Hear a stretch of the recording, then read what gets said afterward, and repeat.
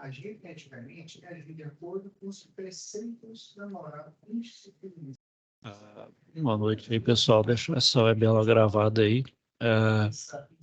Então, hoje estamos partindo para a nossa terceira web aula. As duas primeiras eu explorei sobre as ferramentas de gerenciamento de projeto, né? Gerenciamento e gestão de projetos. Hoje eu vou falar da situação de aprendizagem 7, certo? Vou compartilhar a tela aqui com vocês. Bom, a situação de aprendizagem 7 é essa daqui, né, de controladores lógicos programáveis. Vamos fazer, então, vai consistir... Só um minutinho aqui, pessoal.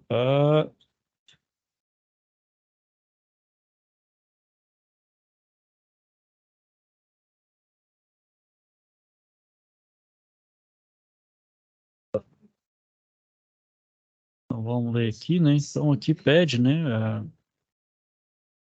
Vocês vão ler aqui toda a situação de aprendizagem, né?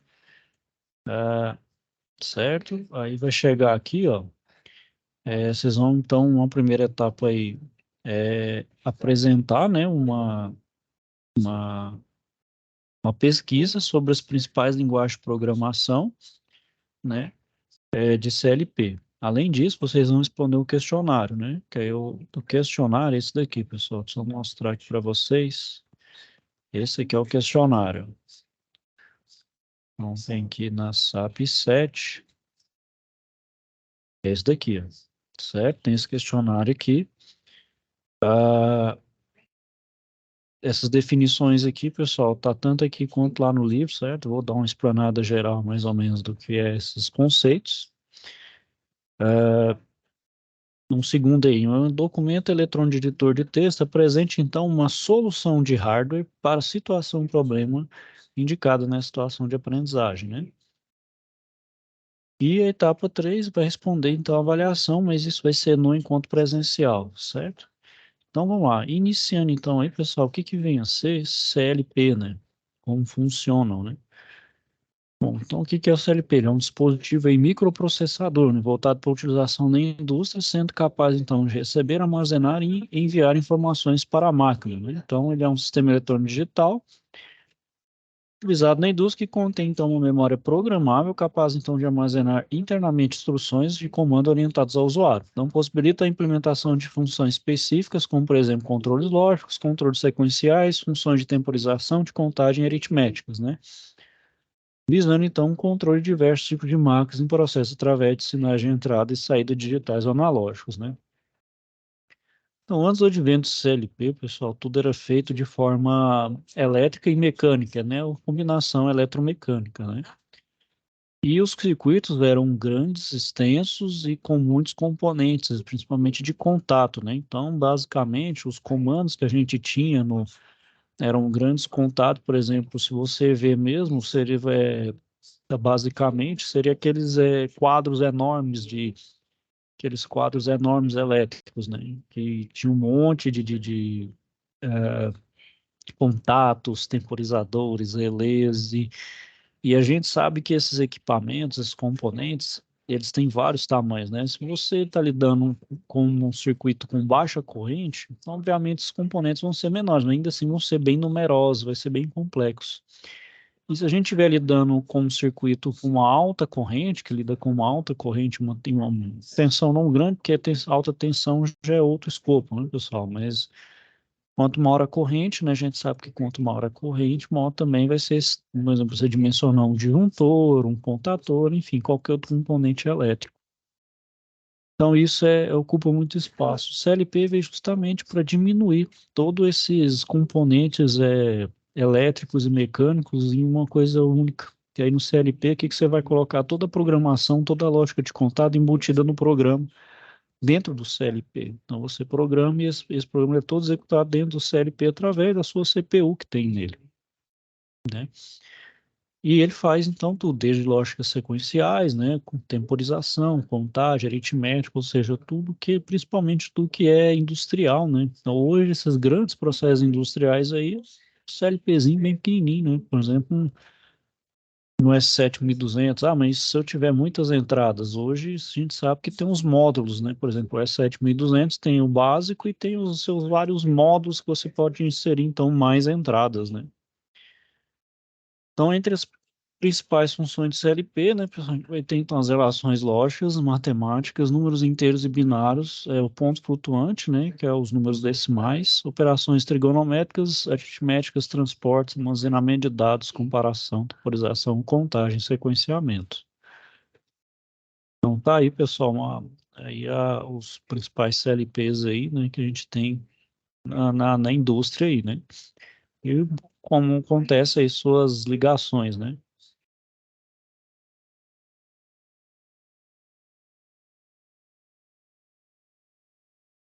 Então, esse hardware de CLP, que ele tem que ser dimensionado, então, para atender a demanda de controle prevista no projeto e possibilitar que esse sistema seja expandido de maneira fácil e rápida. Então, o hardware do CLP é o conjunto de placas em formato modular parecido com um computador convencional. Então, o conjunto de hardware é composto então, pela interface de entrada, unidade de processamento e saída. Então, eu preciso saber quantas entradas eu vou lidar, vou processar, como falei, o programa que processa todas essas entradas para gerar uma saída. É a função básica de um computador. CLP é um computador, vamos dizer assim, só um computador básico para fazer só determinada tarefa, né? O computador já é complexo e ele executa várias tarefas, né? Então, indo, por exemplo, aí, então, a unidade de processamento, pessoal, ele vai possuir um processador responsável pelo controle do ciclo de varredura do controlador lógico programável. Esse ciclo de varredura, então, realiza algumas etapas como inicialização, leitura das entradas, verificação do programa e a atualização das saídas conforme diagrama de blocos. Então, o ciclo de varredura do processador de um CLP ele vai realizar a inicialização do mesmo. E essa inicialização vai executar, então, operações pré-programadas no controlador como um funcionamento eletrônico, verificação do estado das chaves principais, que é o run, stop, programação e outros, e verificação da configuração interna em comparação com circuitos instalados, entre outros. E o resultado dessa programação, né, pessoal, obviamente, então vai ser o armazenamento, vai estar armazenado, então, um conjunto de memória de saídas, para que somente neste momento as saídas físicas, então, sejam executadas. Então, desta forma, a gente percebe que o CLP só executa saídas após o ciclo de varredura acontecer. E o tempo de execução deste ciclo de varredura depende das características de cada controlador. Então, esse então segue o fluxograma, né? Então, tem o início do programa, vou verificar todos os estados das minhas entradas, né? Se é tá aberto, fechado, temporizador, está tudo ok. Transfiro os meus dados para a memória, eu comparo com o programa do usuário e atualizo as minhas saídas, né? Isso aqui, se eu tiver um ciclo aberto, ele vai para baixo. Como geralmente os programas têm um ciclo fechado, ou seja, ele vai ter um feedback, então ele tem um feedback que alimenta aqui, vai retroalimentando então esses dados de forma a fazer todo o ciclo, né? Como a gente sabe que as operações industriais ocorrem em ciclos, né? Sempre vai acontecendo de uma forma, então sempre vai ter essa retroalimentação.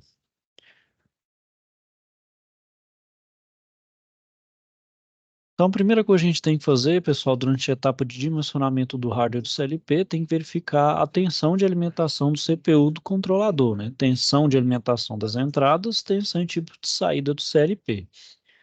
Então, a definição de quantas entradas e saídas será necessário, eu tenho que saber, né? Então, quantas entradas eu tenho e quantas saídas vão ser geradas, né? Então, eu preciso ter, então, uma noção do meu processo, né? Não posso fazer nada aleatório. Preciso ter uma ideia prévia do que fazer, né? Então, essa interface de saída, ela é responsável, então, por gerar uma ação no meio externo, definida no programa de CLP. Então, assim como o dispositivo de entrada, é possível, então, gerar uma saída digital ou analógica. São as duas saídas possíveis. O que diferencia? Então, para gerar a saída analógica, o hardware do CLP também necessita de uma placa de conversão digital para analógica. É necessário, então, lembrar que esta placa de conversão faz parte do hardware CLP, embutido em alguns casos na própria CPU, em outros casos através de uma placa de expansão. Bom, pessoal, o CLP ele é eletrônico, então ele só mexe com saídas digitais. vai ter saída analógica, então ele faz o uso de um conversor analógico digital. As saídas digitais é aquela que só tem duas saídas possíveis, né? Ou aberto ou fechado, 0 e 1, né? Ligado e desligado. São só duas entradas. Você faz uma combinação dessas entradas. O analógico, vamos dizer assim, entre o 0 e o 1 tem infinitos valores, né? Então ele pode pegar valores quebrados, por assim dizer, né? Então por isso que a entrada analógica ele vai ter, mas só que ele vai utilizar de um conversor analógico digital, né? Então, aqui, a forma de ligação das entradas e saídas de um controlador lógico programável, né, vai variar dependendo do fabricante e modelo específico, conforme está aí na figura, né. Bom, então cada marca e modelo de CLP, então, vai possuir uma sequência de disposição de seus hardwares, mas todos possuem pelo menos uma CPU e módulos de expansão, né, como está aqui, né. Então, tem uma CPU principal, uma fonte de ligação e seus expansores aí. A maioria dos controladores disponibiliza expansões de entradas ou saídas digitais ou analógicas, assim como modos específicos de posicionamento e módulos de comunicação em redes industriais, né, pessoal? Então, eu posso estar fazendo, por exemplo, utilizando um equipamento para fazer um processo, depois para um outro processo. Ao invés de fazer para um único processo, deixar uma única coisa complexa dentro de uma CLP só, eu posso ir desmembrando nos diferentes processos que eu tenho na minha indústria de uma forma simplificar. Então, com isso, eu vou utilizar um expansor que chama de comunicação, que aí eu faço a comunicação de diversos processos. Então, com isso, um processo conversa com o outro, né? Então, assim, não fica, então a minha indústria não vai ficar desconexa, uma coisa trabalhando de forma independente. Elas estão interligadas. Então, por exemplo, um sistema inicial, né? Por exemplo, um processo inicial pode conversar com o processo lá no meu final da linha de produção, né? Então, através dessa minha comunicação. Se não tivesse isso, seria coisa independente, né? E a gente sabe que a indústria trabalha em perfeita harmonia, né, pessoal? Até por questões econômicas também e de produtividade, né? E para eu dimensionar, então, o hardware do CLP, é necessário avaliar alguns dados. Então, vamos ver aqui quais são eles. Bom, a primeira coisa que eu preciso saber é qual que é a tensão de alimentação da CPU, das entradas e das saídas do meu CLP. A outro critério que eu preciso é o número de tipo de entradas e saídas. O outro é o número e tipo de modos de expansão. O outro é a capacidade de tecnologia de redes industriais, né? Então, vou ter que saber qual o protocolo que se utiliza e a capacidade de tipo da CPU, né? Então, vou levar em consideração capacidade de memória, possibilidade ou capacidade de expansão, velocidade de processamento, capacidade ou quantidade de saída de pulso para controle PWM e as velocidade de execução booleana. Bom, então aí, geralmente, pessoal, num CLP, tem aqui a gente tem uns dados, né? Vamos supor, aí tem um dado de um CLP padrão aí. Geralmente, capacidade de memória de programa de 25 mil bytes, capacidade de arquivo de memória de 10 mil bytes, computador rápido de até 100 kHz, né? KHz, então ele pega a amostragem por segundo, possibilidade de expansão digital, analógica e de comunicação, 16 entradas digitais inseridas, 16 saídas digitais inseridas, duas entradas analógicas e duas saídas analógicas. Tem um módulo de expansão, então para 32 entradas, se meu processo vai além de 16 saídas, eu posso expandir para 32 ou até mais. Um módulo de expansão de comunicação Profibus. Profibus é o protocolo que se utiliza nessa comunicação entre redes industriais. A tensão de alimentação da CPU e módulos de expansão, todas trabalham a 24 volts em corrente contínua. As características das saídas digitais, então eu tenho saída transistor do tipo PNP a meio ampere, e as características das entradas digitais, eu tenho um transistor do tipo PNP. Então, para fazer essa programação, pessoal, o que que eu preciso? Toda e qualquer programação, desde a linguagem de assembly, que é a de montagem, até umas mais complexas como Java, utiliza então linguagem de programação. Então, o CLP precisa de uma linguagem de programação, né? E Então, esse estudo das linguagens, né, eu preciso de ter, então, uma noção de lógica, porque o estudo das linguagens de programação vai auxiliar no desenvolvimento do raciocínio lógico para resolver problemas e estimular a capacidade de desenvolvimento de projetos de máquinas e equipamentos, né? Ah, aí aqui, então, né, pessoal, para vocês, não tem essa norma aqui, ó, 61131, acho que não está sem o acesso aí.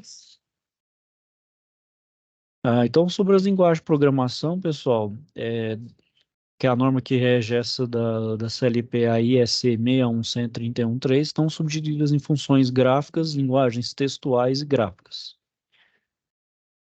Funções gráficas, né, funções gráficas, linguagens gráficas e linguagens textuais. Então, o Ladder é o primeiro aí, né, então é uma linguagem gráfica que se apresenta de um diagrama de interligação de contatos e bobinas, né.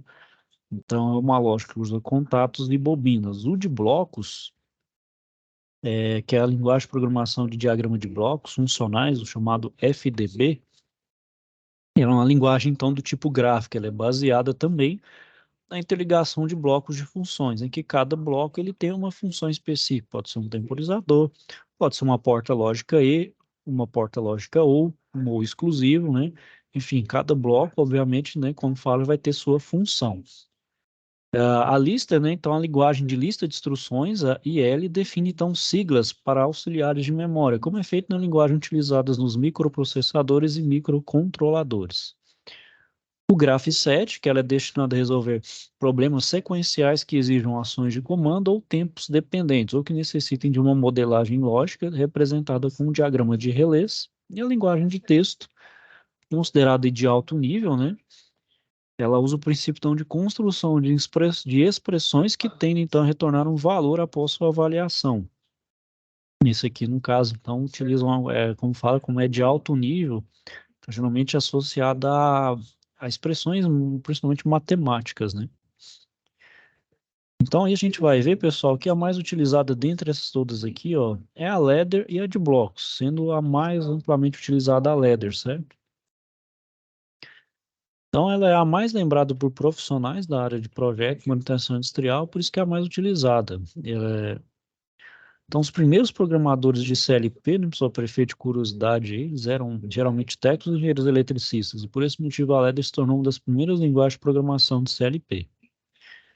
O desenvolvimento então, de uma linguagem que pudesse ser compreendida pelos profissionais da área de manutenção foi o foco no momento do desenvolvimento da linguagem Ladder e por esse motivo foi desenvolvida baseada na lógica de contatos elétricos. Então, por isso que o Ladder veio para substituir a lógica de contatos, né? Então, para ser uma linguagem gráfica e simbólica, ela é de fácil interpretação e por agradar a maioria dos profissionais de manutenção é a mais utilizada aí. Então, aqui, ó, então, como é estruturalmente minha linguagem CLP? Então, eu tenho as duas bases, do lado esquerdo e do lado direito. Eu tenho esses contatos aqui, né, que quando está assim, ele está normalmente aberto, quando eu tenho um risco aqui, ele está normalmente fechado, né?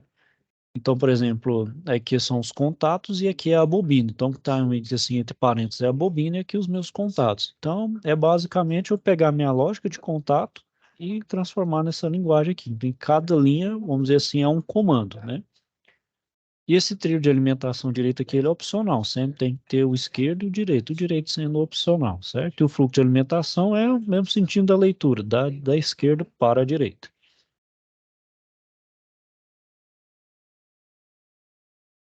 Né, então, como eu falei aí, né, a gente então tem um tipo contato aberto, que é esse aqui, né, o fechado que tem esse risco aqui no meio, e aqui seria então o equivalente elétrico, né, por assim dizer, né? Então, tem aqui o aberto, aqui o fechado e aqui a saída, né? As portas lógicas, né? Então, por exemplo, para aplicar uma lógica não, né? No caso aqui, na expressão S é igual, por exemplo, um A barra, o símbolo é esse, e no ladder fica dessa forma, né? Então, uma entrada fechada, ele tem minha saída. Uma porta E, então, eu preciso de dois contatos em série, né? A lógica AND, né? Que então é o A multiplicado por B. Então, para funcionar essa bobina, ambos têm que estar ligados. Ou se tiver um ou outro desligado, não liga, vamos dizer assim, não liga, não aciona a minha bobina. E a lógica U, né? Que é representado pela adição, né? Por exemplo, S é igual a mais B. E eu tenho, então, os meus contatos em paralelo, né? Então, um ou outro aciona a minha bobina. Se esse aqui estiver ligado, liga, ou se esse também estiver ligado, liga, né? Então, ou os dois também ligados, liga da mesma forma.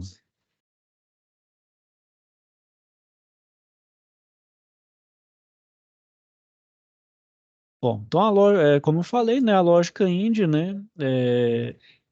Ela indica, então, que para ligar as saídas, por exemplo, aqui, né? Então, a IND aqui nesse caso, né? No circuito elétrico, o que que eu preciso? Vamos supor que eu tenho duas botoeiras aqui, né? E duas luzes aqui. Então, a Indy é o seguinte, se tiver essas duas, uma botoeira ligada e outra desligada, não liga, né? Não liga. Para ligar as duas lâmpadas, eu preciso dessas duas botoeiras ligadas, né? Então, o equivalente no ladder é substituir, então, essas botoeiras por esses contatos, ó. Então, os contatos vão estar em série e vai ligar, então, as duas lâmpadas. Se as duas estão ligadas ao mesmo tempo, as lâmpadas vão ligar. Aqui, então, tem a lógica U no seu equivalente elétrico. Então, tem duas botoeiras, nesse caso, elas estão em paralelo. Então, se eu ligar uma, acende a lâmpada, se eu ligar a outra, também acende a lâmpada. Então, nesse caso aqui, é meu contato em paralelo que liga a minha luz. Né? Então, indo agora para a linguagem de programação por diagrama de contatos, que é a chamada lista de instruções. Então, a linguagem lista de instruções, ela é utilizada em controladores de pequeno porte. A linguagem de lista de instruções ela usa os conceitos de acumulação, então, para armazenar os resultados intermediários, onde cada instrução utiliza ou modifica o valor de um único acumulador e o resultado da operação é armazenado dentro dele mesmo, o desenvolvimento de um programa em lista de instruções. Então, cada instrução vai começar com uma linha, cada instrução pode ser precedida por um rótulo, que é o elemento opcional, que é indicado com o nome seguido de dois pontos. Uma instrução ela é composta de operador e operando, onde a instrução é igual ao operador mais o comando. O operador pode ou não incluir um modificador e, caso seja necessária a inclusão de mais de um operando, esses devem ser separados por vírgulas. Se fosse necessária a inclusão de comentário, ele deve ser o último elemento da linha. E um comentário ele é iniciado pela sequência de caracteres, né? Então, asterisco, terminado pela sequência, também asterisco. E linhas em branco podem ser inseridas entre instruções. E um comentário também pode ser colocado em linha em sem instruções. Então, por exemplo, a instrução em L então, ela pode conter um rótulo, um operador, um modificador, um operando e um comentário. Então, por exemplo, um rótulo é um início, né? Então, o operador no ladder, ele é o I, o comentário, então, é um botão pressionado. Posso colocar um end, que o operando é o M00. Um comentário é comando ligado, e o outro ST, um operador chamado ST, de um operando Q00, que é o liga motor.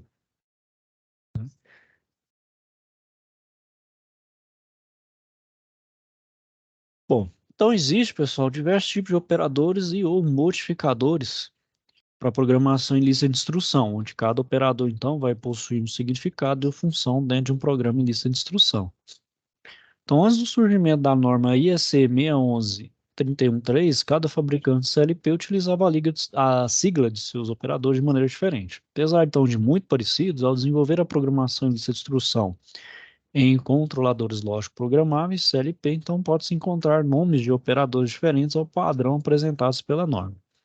Então a gente tem diversos operadores para serem usados na linguagem de programação estruturada. A tabela abaixo então apresenta a apresentação dos operadores indicando o símbolo de cada operação, assim como então a característica de relevância, né, de uma expressão.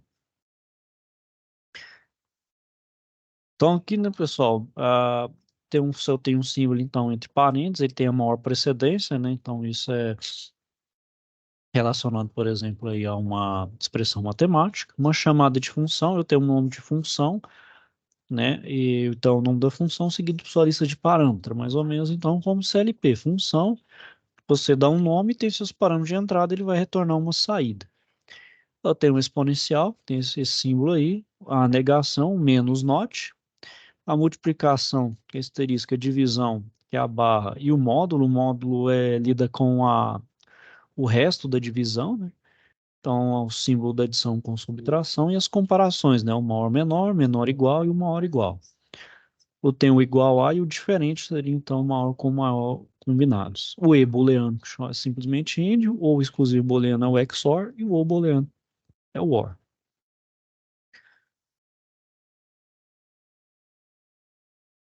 E além desse também, né, pessoal, a gente tem o if, as condições, comandos condicionais, que é o if, else then, o else if, o return, o case, o for, os estruturas de repetição, né, que é o for, o while, o do, o repeat e o exit.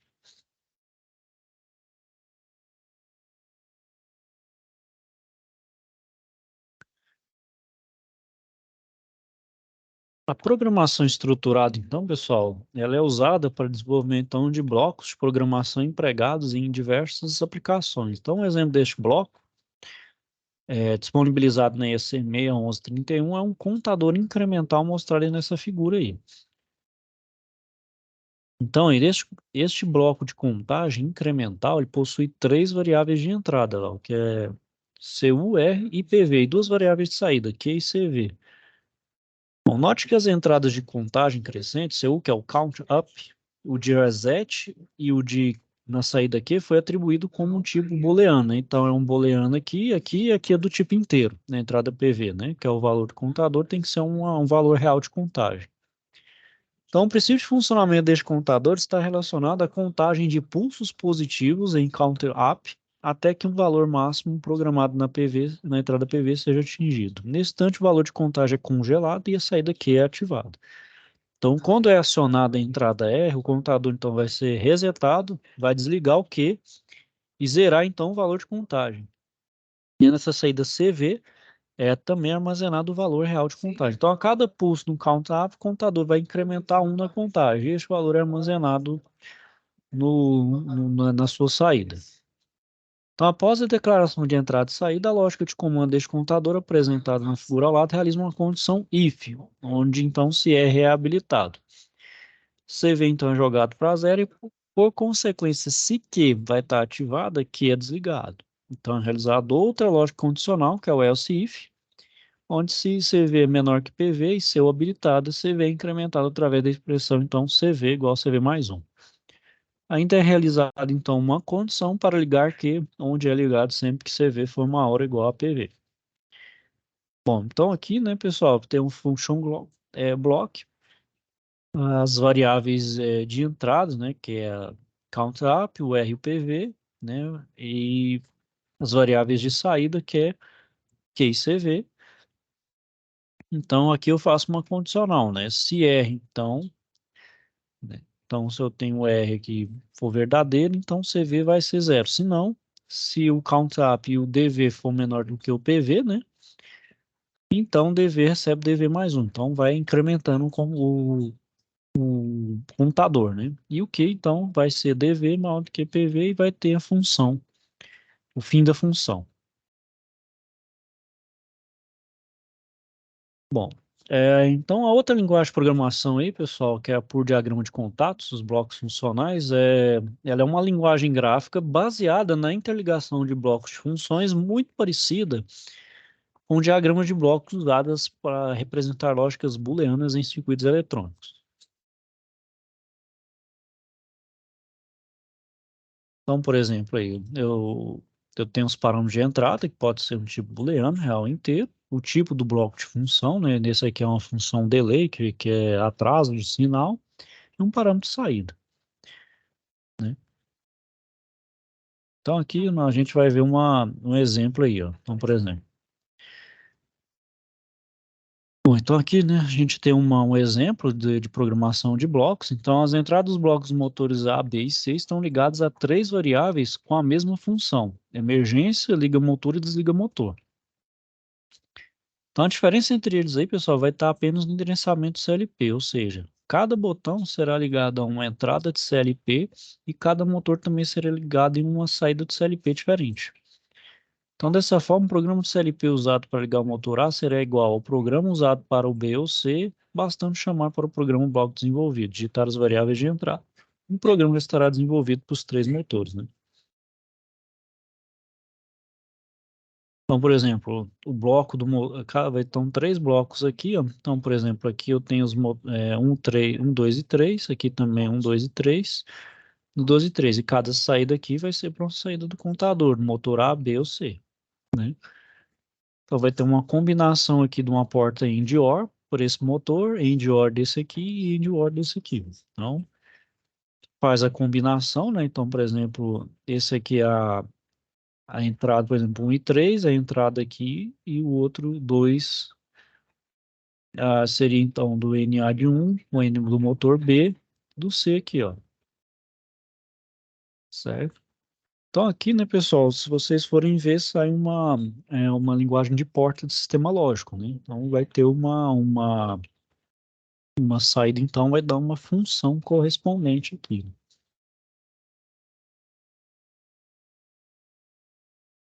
Bom, a outra linguagem de programação aí é por diagrama de contatos, a chamada Graph7. Então, a construção de um modelo Graph7 para sistemas automatizados pode ser, então, descrita como uma interação entre a modelação e a codificação, então, do sistema. Então, a gente tem dois tipos de etapas ou passos denominados como inicial e normal. O inicial deve aparecer em todas as estruturas sequenciais, indicando que este é o início da estrutura. Os passos normais são exibidos identificando, então, o nome de cada atividade a ser executada. Então, inicia pelo start, né, que é o passo step inicial, a transição, que é a chave liga 1, com a condição de transição. Então, primeiro eu vou ligar uma chave, depois eu vou encher um reator. Aí aqui vai ser um outro passo. Vou ligar então um temporizador aqui por 1 hora. Depois de 1 hora eu faço uma drenagem. Depois aqui então essa transição, o chave liga 0. Então, depois eu desligo o meu processo. Então, esse é um exemplo de linguagem Graph7. E pessoal, e aqui é um exercício de passagem aí, vocês podem estar fazendo aí depois aí. E mostrando então para vocês aí da situação de aprendizagem.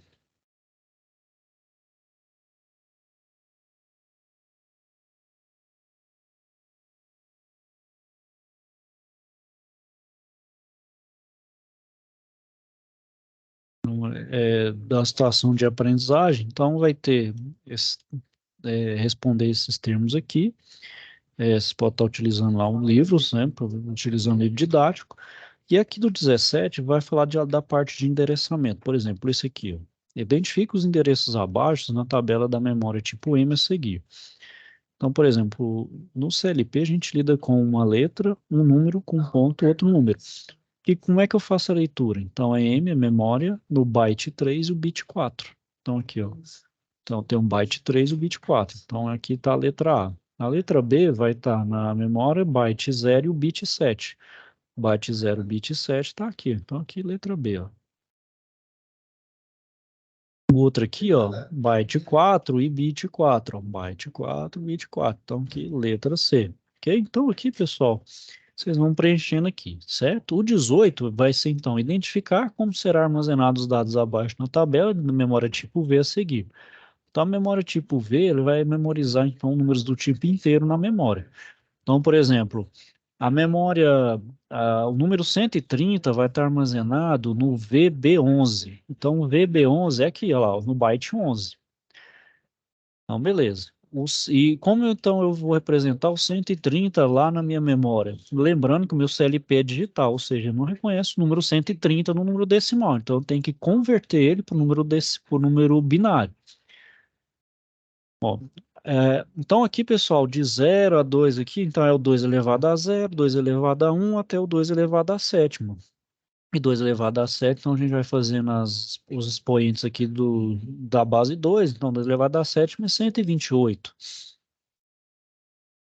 E como é que é o 130? Então 130 seria a representação 1 vezes 2 elevado a 7, mais 0 vezes 2 elevado a sexta, mais 0 vezes 2 a quinta, mais 0 vezes 2 elevado à quarta, mais 0 vezes 2 elevado ao cubo, mais 0 vezes 2 ao quadrado, mais 1 vezes 2 elevado a 1, mais 0. Pronto. Então, aqui, né, pessoal, a gente sabe, vai ser 0, 0, 0, 0 e 0. A gente sabe, então, aqui que é 128 e aqui é 2. 128 mais 2 é 130, né? Então, aqui é 130. Bom, o outro aqui, qual que é? É 70 no byte 0. Então, eu vou apresentar o 70 nesse byte 0 aqui, ó. 70, então, vai ser o 64, com mais 4, 68, com mais 2, 70. O restante aqui vai ser tudo 0, ó. 0, 0, 0, 0, 0. Pronto. Nem preciso, então, fazer essa conversão aqui em binário.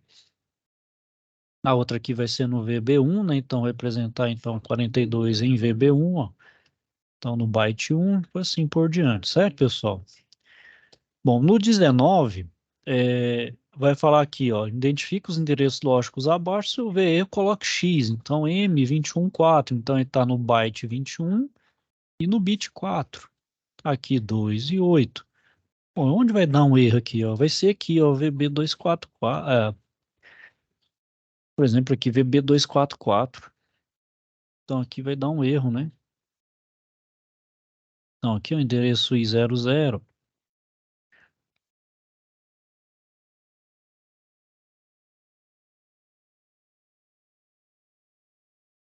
Certo, pessoal? Então, aqui é fácil de fazer, né? Tranquilo.